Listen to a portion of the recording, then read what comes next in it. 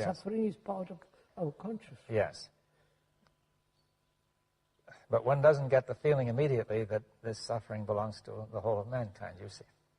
So, the world is me, I am the world. Yes, you've often said that. Yeah.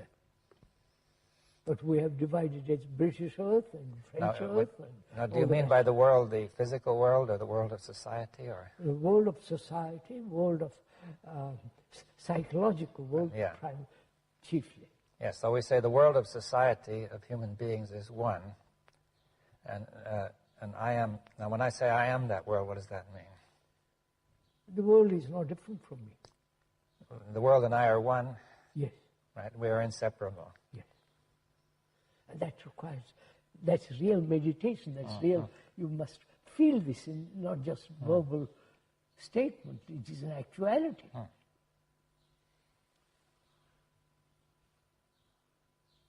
I am my brother's keeper.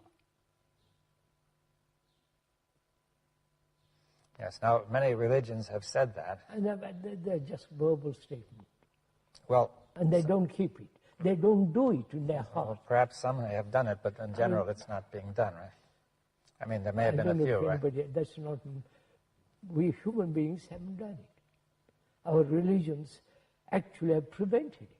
Well, because of division. Every religion has its own beliefs and its own organization. Its own gods and its own saviors. Yes. So, from that, is that intelligence actual? Yes. Or is it some kind of fanciful projection, hoping that will solve our problems? No, it's not to me. It is an actuality. Because the ending of suffering means love. Yes. Now, before we go on that, you see, we have to clear up a point about me. You see, you said it's not to me. Now, in some sense, it seems that you are still defining an individual. Yes, yes. Is that right? When I say I'm really not, I'm using the word I as a means of communication. It's not. Yeah, but what does it mean? You see, are you, in some way, let's say that there may be two people, say A, who is the way you say, and B, who is not, right? Yes. Now, so A says it's not, that seems to create a division between A and B. That's right. But B creates the division. Yes. So what is the relationship between the two? Yes. You see, B is creating... Yes, well, B is creating the division by saying I am a separate person, but it may confuse B further when A says it's not that way to me, right? Yes. So that's the whole point, isn't it, in relationship. You feel that you're not separate. Yes. And that you really have this sense of love and compassion. And I haven't got it. I haven't even perceived or gone into this question. What's your relationship to me?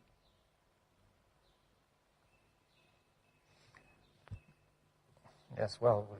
Yes, what I'm saying. Your relationship, you have a relationship with me, but I haven't any relationship with you. Well, yes, I think one could say that the person who hasn't seen is almost living in a world of dreams psychologically. And therefore, the world of dreams is not related to the world of being awake. That's right. But the fellow who's awake can at least awaken perhaps the other fellow.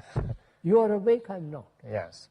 And if I'm, then your relationship with me is very clear. But I have no relationship with you. I cannot. I insist on division, and you don't. Yes, in some way we have to say the consciousness of mankind has divided itself. It's all one, but it has divided itself. Of course. By thought, right? That's what we've been through. Yes, and that's why we're in this situation. That's why all the problems that humanity has now, psychologically as well as in other ways, is the result of thought. And we are pursuing the same pattern of thought. And thought will never solve any of these problems. So there is another kind of instrument, which is intelligence. Yes, well, that opens up an entirely different subject. Yeah, I know. And you also mentioned love as well, or compassion, right? Without love and compassion, there is no intelligence. Yes, and that you cannot be compassionate if you are attached to some religion, some post, you're tied to a post like an animal tied to a post, and it can think it is compassionate. Yes, well, as soon as your self is threatened, then you cannot, it all vanishes. But you see, what you really think is important. Self hides behind other things. Yeah. Oh, I mean, noble ideals. Yes. Right? It has immense capacity to hide itself.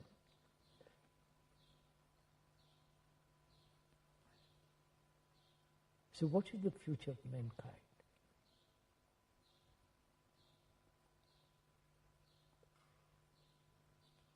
From what one observes is leading to destruction. Well, that's the way it seems to be going, yes. Very gloomy, grim, dangerous, and if one has children, what is their future? To enter into all this?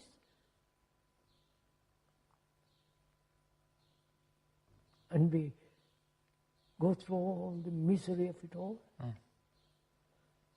So education becomes extraordinarily important. But now education merely accumulation of knowledge.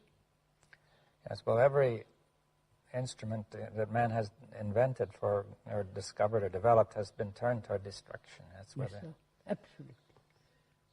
They're destroying nature.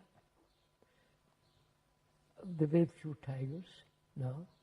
Very few. Tigers and yes. They're destroying they're destroying forests and agricultural land and overpopulation. Nobody seems to care. Well, I think people, two things. One is people are immersed in their own problems, right? Immersed in their own little plans. Yes, and to save humanity. Well, most people are just immersed in their plans to save themselves, but others have plans to save humanity. But I think also there's a tendency toward despair implicit in what's happening now, that people don't think anything can be done. Yes. And if they think something can be done, they form little groups and little theories.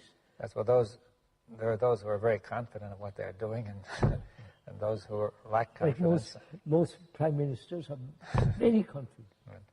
But they don't know what they're doing. Really. But then most people don't have much confidence in what they're doing. I know. If you have tremendous confidence, I accept your confidence and go with you. Yes, but since thought is limited. Then That's how that is the future of mankind, future of humanity. I wonder if anybody is concerned with it. Or each person or each group is only concerned with its own survival.